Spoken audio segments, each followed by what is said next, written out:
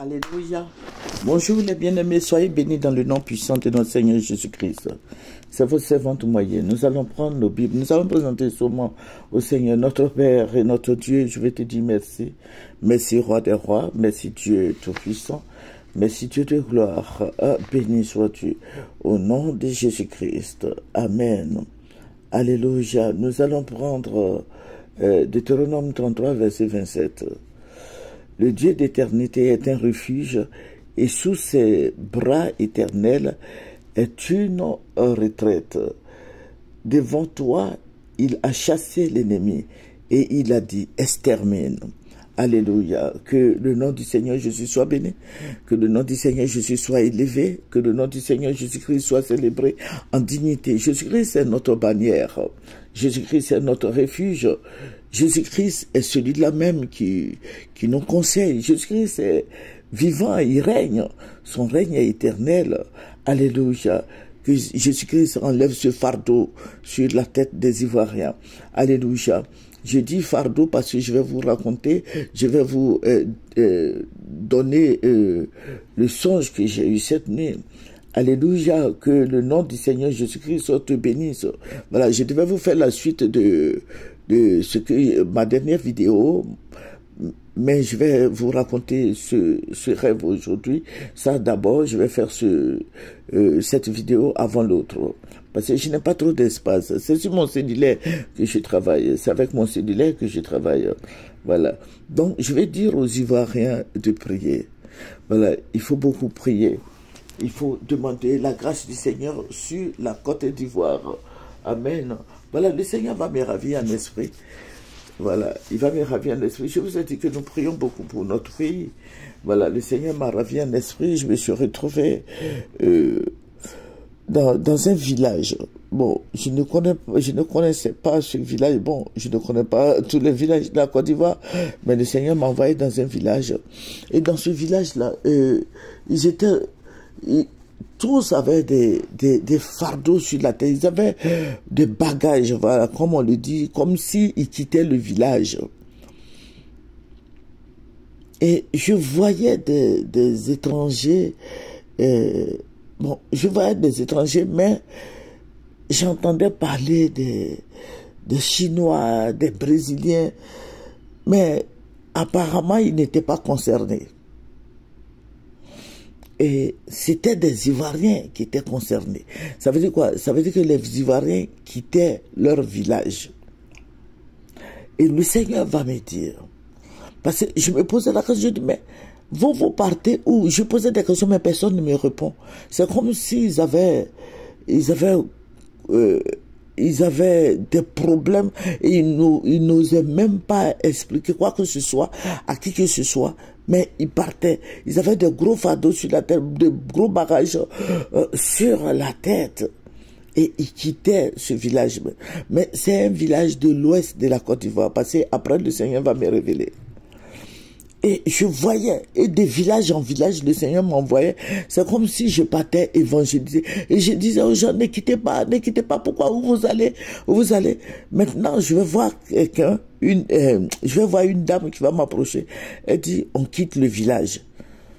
Voilà, qu'on nous a dit de quitter nos villages. J'ai dit non, n'y allez pas, mais et les autres?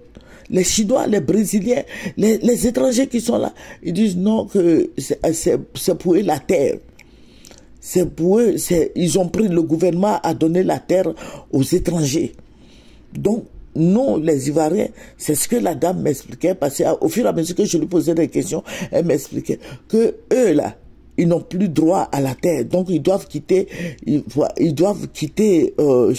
leur village pour aller dans un autre village, dans une autre ville, chercher comment faire pour manger. Voilà, c'est ce qu'elle m'a dit. Elle dit, on nous a dit de partir. On nous a dit de partir parce qu'il y a beaucoup qui sont morts.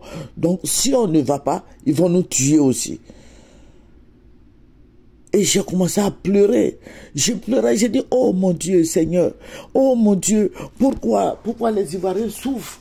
Pourquoi les Ivoiriens souffrent? Pourquoi les Ivoiriens souffrent, Seigneur? Dis-moi, pourquoi les Ivoiriens souffrent?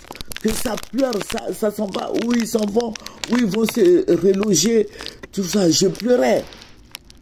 Maintenant, le Seigneur maintenant qui va parler. Le Seigneur va me dire.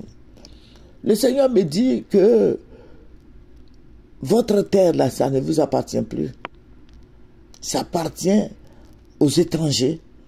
Vous n'avez plus de terre. Que c'est les Ivoiriens eux-mêmes. C'est ce que le Seigneur me disait. Il dit, les Ivoiriens même ont fait croire que vous là, vous venez d'ailleurs. Les Ivoiriens eux-mêmes ont fait croire que vous, les Ivoiriens, vous venez d'ailleurs. C'est ce que le Seigneur m'a dit.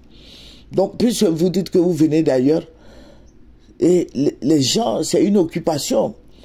Voilà. Donc, les gens viennent de partout s'installer. Même si vous dites que la terre coûte 1 million, ils vont se cotiser, ils vont payer. Et ils seront plus nombreux que vous. Ils seront plus nombreux que vous. Ils vont vous chasser de votre terre. Et ce n'est pas, je vais vous dire quelque chose.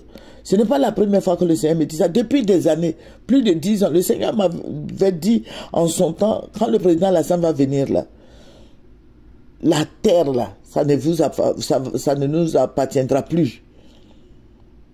Et le président Alassane est là. Mais j'ai fait plusieurs vidéos. Je vous ai dit que le président Alassane n'est pas venu pour la Côte d'Ivoire, mais il est venu pour les étrangers. Et les étrangers vont faire une occupation. Et ils seront plus nombreux que nous. Et ils vont nous combattre. Et quand le Seigneur a dit ça, j'ai commencé à crier. Je dis, n'y allez pas, restez. Nous allons lutter pour que vous ayez vos terres. Et c'est un monsieur qui était dans le groupe des partants qui a dit, madame, vous dites quoi? J'ai dit, non, on va lutter pour que vous ayez vos terres. Parce que vous n'y allez pas, vous allez où? Ils ne savaient même pas où ils partaient.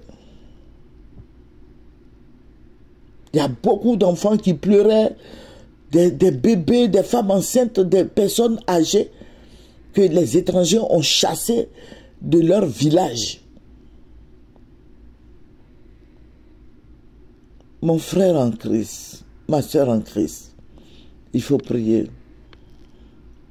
Notre Dieu est fidèle. Il nous révèle toutes ces choses-là, cachées, pour que nous prions.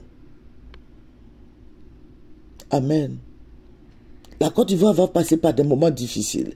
La personne qui va vous dire que la Côte d'Ivoire, il n'y a pas la paix. Parce qu'à chaque fois que le Seigneur me révèle quelque chose au niveau de notre pays ici, ce n'est pas la paix. La paix, ce n'est pas pour maintenant.